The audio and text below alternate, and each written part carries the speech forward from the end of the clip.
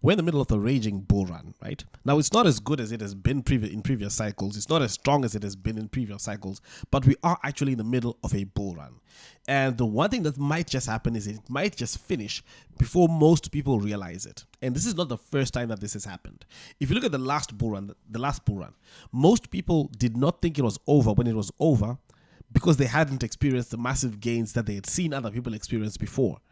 So when the rally was going on, no one noticed it. Right now, if you look at what really did well in the last bull run, not the one we're in right now, it was tokens that were on launch pads. That's what did well. Now, in order for you to get in on these coins, you had to be an insider. You had to have connections with the people who were launching launch pads. You had to have connections with the biggest people in the space, the biggest influencers in the space, and that's how you made money in that run. And a lot of money was made. But most people who were in these traditional coins didn't make much money.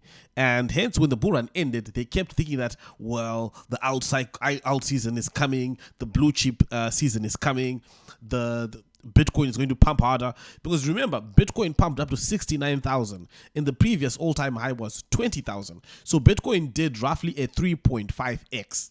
That's all it did. So people were still expecting to see that massive gains. Because if we go back from that bull run where we had the 3.5x for Bitcoin had moved from about under 1,000 to 20,000. So Bitcoin had done a 20x. So from a 20x, it went down to a 3.5x.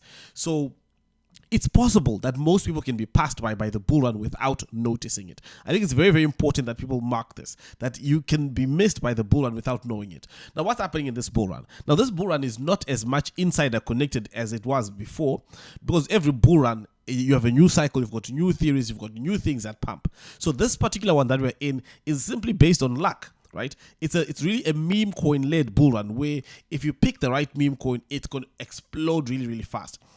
But now the problem that it has is that the gains are so much more diminished. Now, for me, I think that my prediction has always been for 90,000 Bitcoin at the top. That means we're very near a top of the cycle. And Ethereum has some hope to pump because of the Ethereum ETF. It could really bring the price of Ethereum really up. You could have those institutions pouring in billions to buy Ethereum, and that could really drive the price of Ethereum up. But from where we are right now, we're pretty close to the top of the cycle.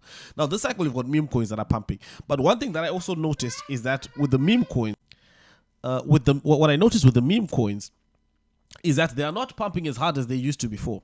Because Crypto Banter, the biggest crypto YouTube channel out there, launched a coin, Gummy. It went up to $200 million market cap. It dipped. It's now under $40 million. Now, those numbers in all previous cycles are just too low. These are the coins that if it was in the last cycle, it would have hit billions of dollars in market cap. And Andrew Tate launched a token and it also hit about a little over $100 million market cap. And now it's dipped again. So we don't see the massive explosive gains. Now, the reason is that though it's a meme coin mania, there are so many more meme coins that are launching. There's so many more meme coins that are launching every day so the market is saturated by this stuff. So you don't get that big gains in each project. Now, so where would you put your money if you're in this market where you're saying that the gains are diminished? There aren't that many opportunities. The opportunities that I see right now are opportunities in the big coins, but even though they won't have much price appreciation. So Bitcoin to 9,000, Ethereum maybe to 10,000. Solana also has a good thing going for it because with Solana, what you have is that you also have talk of an ETF. So if we get an Ethereum ETF, the next talk is going to be Solana ETF. So Solana has an opportunity to really have that good price appreciation. So Solana has this news about the ETF. That's what it has going for it. Now, what else are we seeing in the market now? The money where is the money now? Because if you don't have money in altcoin investing, if it's a matter of luck and the big coins are not going to do extraordinarily well, they're just going to pump a 2x or a 3x or 4x here if you're lucky. So where is the money to be made? The money right now seems to be moved to the what they call the shovels and the picks, right? They say that the people who sold the shovels and the picks during the gold rush are the ones that made the most money.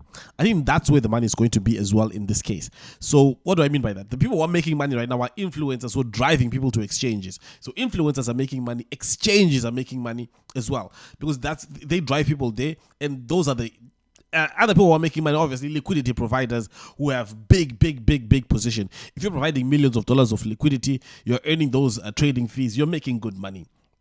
Right, that's where the money is in the space right now. And so I do think that anyone who had a small position hoping to get 100x, 50x, 1000x, I think that those things need to be rethought, and the best strategy to do right now is to dollar cost average in the big coins. Dollar cost average in the big coins, and then obviously your small gambling position has to be a small gambling position. Now, if we look at Pulse Chain has really had massive hits, and Pulse Chain is one of those that had lots of excitement around it, but what we see is that the expectations that many of us had for Pulse Chain is being realized by Solana right now. Because if you look at when Pulse Chain launched, it was the fourth most largest 24-hour volume in the space.